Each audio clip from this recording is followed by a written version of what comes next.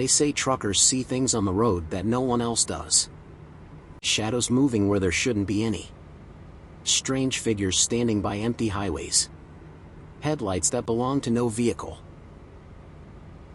I never put much thought into those stories. People get tired on long hauls, minds play tricks, and legends grow bigger each time they're told. At least, that's what I used to think. Until the night I took a job hauling freight through Route 999. My dispatcher, Bill, called me up just as I was finishing dinner. His voice had that familiar edge of stress, the one that meant he was desperate. "Look, I need a favor," he said, getting straight to the point. "One of our guys backed out at the last minute. Can you take a run through 999 tonight?" I hesitated. Route 999. Everyone knew that stretch of road was wrong. Engines failed for no reason. GPS went haywire. Some truckers never came back, and the ones who did either refused to talk about it or quit the job altogether. I gripped my phone tighter. "Bill, come on, man. You know that route." "Double pay," he interrupted. "I'll throw in a bonus if you get it done by sunrise." I exhaled slowly. Money talks, and right now, I needed it. "Fine," I said. "Send me the details." A few minutes later, my phone buzzed with an email. Delivery info, route instructions, and a list of rules. I opened an email. It loaded slowly, like it was being written in real time. And then, the words appeared. Rules for Route 999. Rule 1. If you see anyone on the road, keep driving. No matter what they look like, they are not human. Rule 2. If you see flickering headlights in your mirror but no vehicle behind you, do not look directly at them. Keep your eyes on the road. Do not stop. Drive faster. Rule 3. You will see a gas station at exactly 3:09 a.m. It is not real. If you stop, they will make room for you inside. Rule 4. If the radio turns to static, mute it immediately. If a voice calls your name, you have already been marked. Do not respond. Rule 5. If you pass mile marker 666, you are being watched.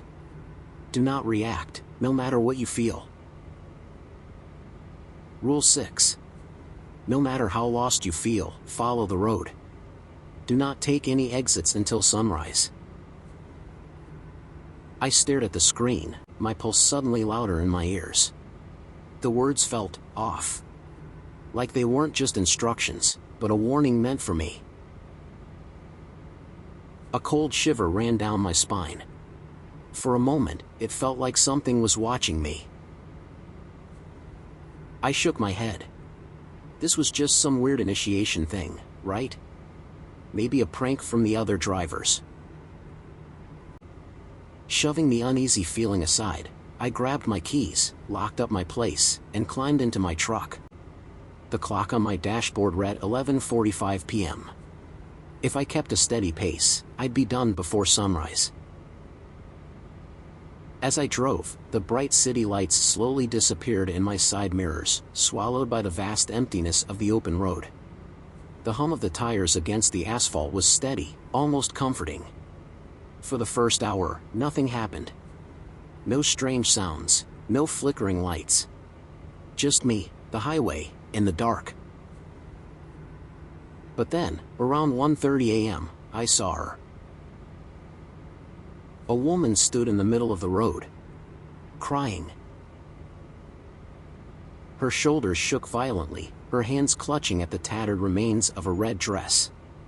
The fabric was torn in odd places, as if something had clawed at her. Her bare feet were covered in dirt, her skin pale under the dim glow of my headlights. But something was wrong.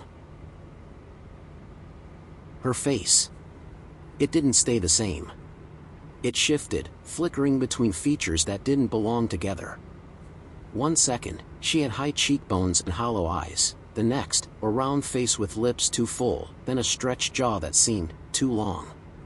It was as if her very existence couldn't decide what it was supposed to be. Her sobs weren't normal either. They echoed, layered, like multiple voices crying at once, coming from different directions, yet all from her mouth. My grip on the wheel tightened. If you see anyone on the road, keep driving. No matter what they look like, they are not human. The words from the list burned in my mind. I slammed my foot on the gas. As I got closer, she moved. Not like a person. Not like anything human. 1 second, she was standing still. The next, she was right there, slamming against my driver's side window with impossible speed. Her face pressed against the glass, her features twisting in an unnatural grimace. Her mouth. God. Her mouth stretched far too wide. Her lips splitting apart to reveal jagged, blackened teeth. Teeth that didn't belong in a human mouth. I didn't look. I didn't stop. I just drove. The moment my truck roared past her, I glanced at my mirror. She was gone. A tremor ran through my hands as I gripped the wheel tighter. My palms were slick with sweat. My heartbeat pounded in my ears, a rapid, uneven rhythm. Maybe I imagined it. Maybe exhaustion was messing with my head. Or maybe it was real. Either way, I wasn't stopping. I exhaled, forcing myself to focus on the road ahead. But something made me check the mirror again, just to be sure. A cold dread settled in my chest, and I realized relief was still far ahead in this tour. Because I saw them. Headlights. Flickering. But there was no car. Nothing at all. The road behind me was pitch black. No vehicles, no tail lights, no distant glow of another truck. Just floating lights. My pulse spiked. Rule number 2. If you see flickering headlights in your mirror but no vehicle behind you, do not look directly at them. Keep your eyes on the road. Do not stop. Drive faster. I swallowed hard and snapped my gaze forward. The lights didn't go away. They grew closer. My hands clenched the wheel so tightly. My knuckles turned white.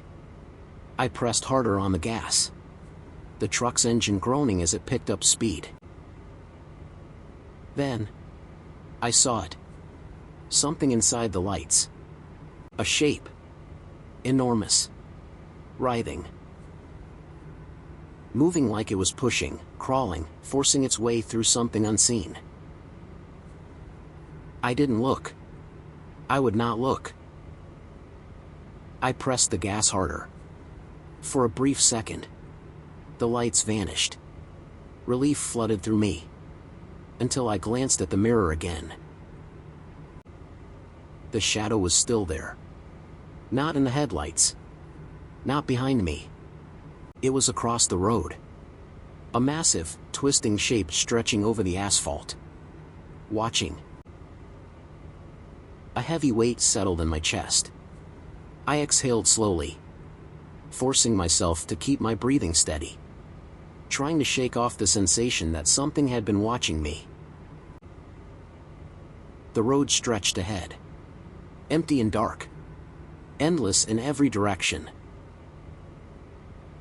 For a while, nothing happened. Just me, the truck, and the restless hum of the tires rolling over the cracked pavement. Then, at 3:09 a.m., a neon sign flickered in the distance. Open 24/7. The glow of the letters was weak, struggling against the surrounding darkness, as if the night itself was swallowing the light. It was a gas station. A single gas pump stood outside, old and rusted, its hose coiled like a snake waiting to strike. And then, I saw a man. He stood beside the pump, his posture too still, too rigid. His clothes were ordinary. Faded jeans, a dusty work jacket, and a trucker's cap pulled low over his head. But his face was missing. Not hidden, not covered by a mask or cloth. Just gone.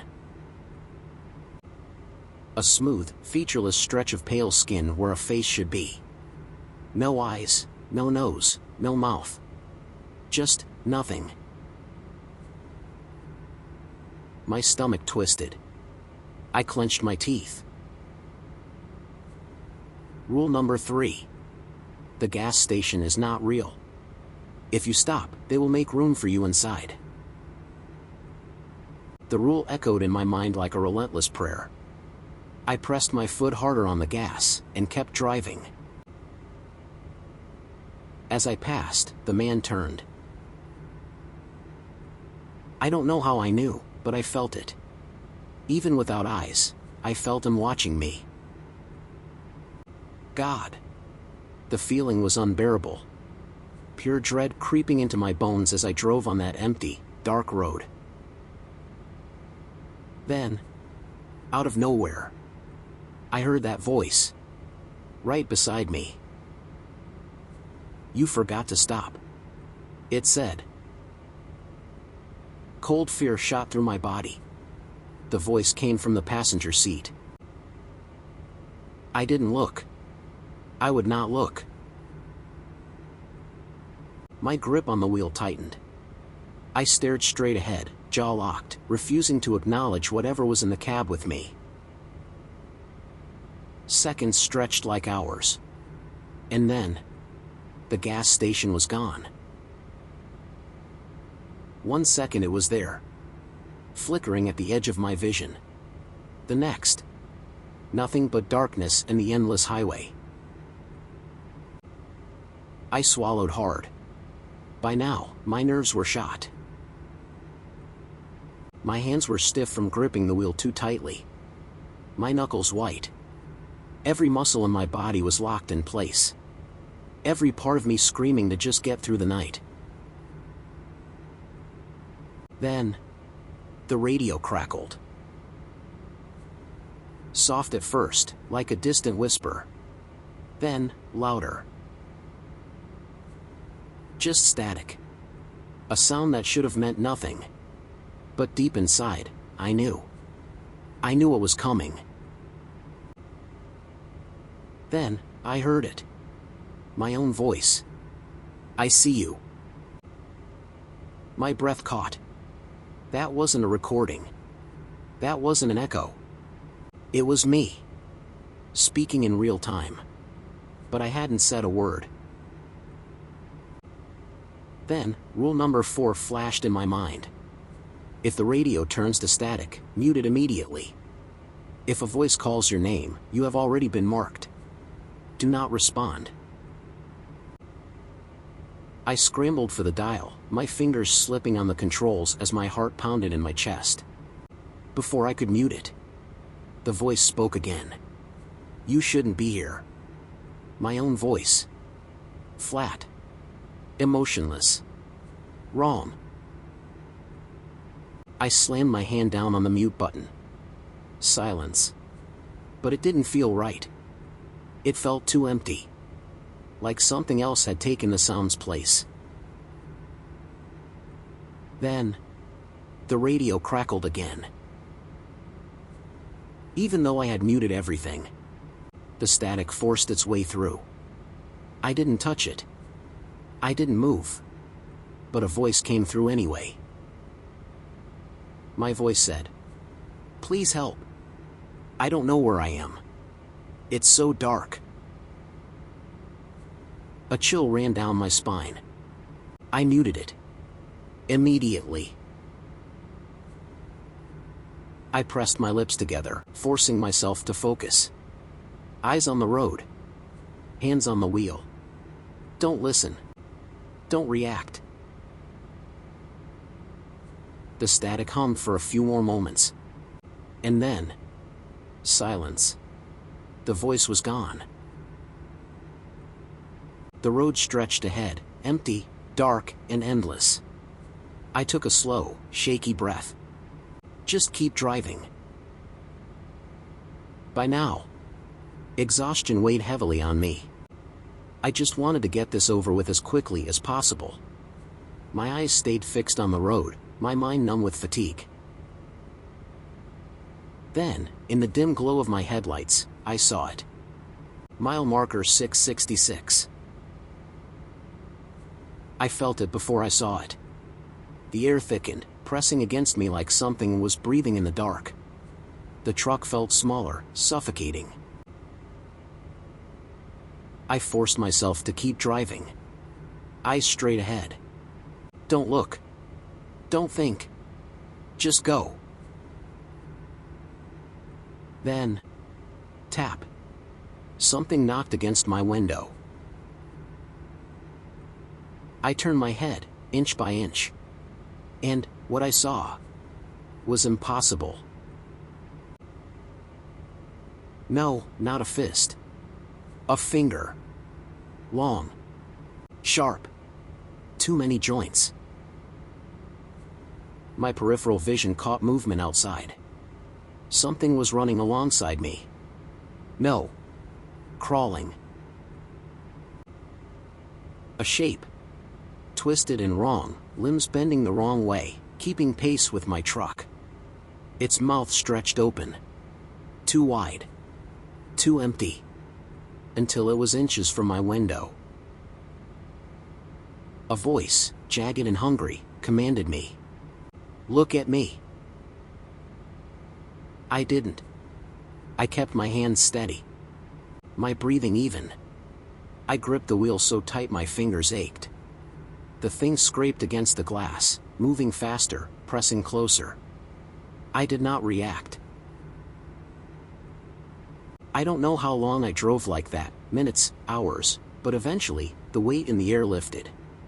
Whatever had been watching, lost interest. Then, it was gone. Because I was very clear about this rule. If you pass mile marker 666, you are being watched. Do not react, no matter what you feel. The sky began to lighten. The road stretched ahead, empty. Normal. I didn't let myself relax. The rules said not to take any exits until sunrise. So I waited. 6:32 a.m. The sun crested over the mountains. A rest stop appeared up ahead. I pulled in, my hands still shaking. I barely had time to turn off the engine before my phone rang. Bill it was. I exhaled and answered. You made it, he said. His voice was quiet. Careful. Yeah, I said. Silence. Then, in a low, serious voice, he said, Most don't. A cold dread settled in my chest. I almost asked what he meant. But then, the call ended. I never took a job on Route 999 again. And I never, ever broke the rules.